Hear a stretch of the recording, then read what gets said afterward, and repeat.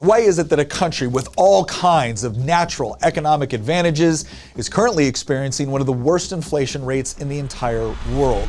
In 2022, the United States hit a peak inflation rate of just over 9%, according to the Consumer Price Index. And while the real inflation rate was almost certainly much higher, it doesn't hold a candle to the ongoing inflation crisis that has gripped Argentina. In January of 2023, Argentina experienced a jaw-dropping inflation rate of 98.8%. giving it the fourth highest inflation rate in the entire world, behind only war-torn Sudan, economically devastated Lebanon, and socialist Venezuela. Argentina's inflation rate is even higher than some of the most unstable countries in the world, to include Zimbabwe and Ukraine. And when we consider that the South American country is widely considered a developed nation, something seems to have gone horribly wrong. But while many countries around the world are currently dealing with inflation, it's been plaguing Argentina for decades. And perhaps even more surprising is that it wasn't always this way. At the turn of the 20th century, the average Argentinian was as wealthy as the average French, German, or British citizen, and nearly as wealthy as the average American. But while Argentina was rich, its political system was anything but stable.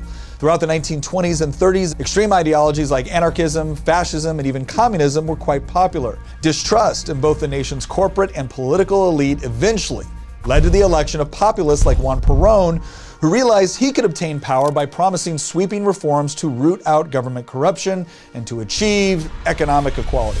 And on the face of it, that sounds nice, but when Perón's decision to use the printing press and nationalize large sectors of the economy failed to deliver the results, he was deposed. And this began a vicious cycle where one political leader seized power, promised to fix the nation's problems, confiscated property, printed a lot of money, and then were deposed themselves. In fact, under Perón, the inflation rate broke 50%. In the 1970s, it was over 300%. And by the end of the decade, it had reached as high as 5,000%. And despite introducing a totally new currency in 1983, inflation reached a new all-time high in 1989 of, wait for it, 12,000%. Even during periods when inflation has been relatively low, it's almost always hovering between 10 and 20%, like it did from 2005 to 2015. In short, what's currently happening in Argentina isn't really new, but rather a repeat of the same story that has plagued the country for decades now. And before we chalk all of this up to military dictatorships and coups, it's important to understand that even under relatively peaceful transitions of power and elections, inflation remains a problem. But why? Inflation isn't a systemic problem in Argentina because they haven't elected a nice enough guy to run the printing press.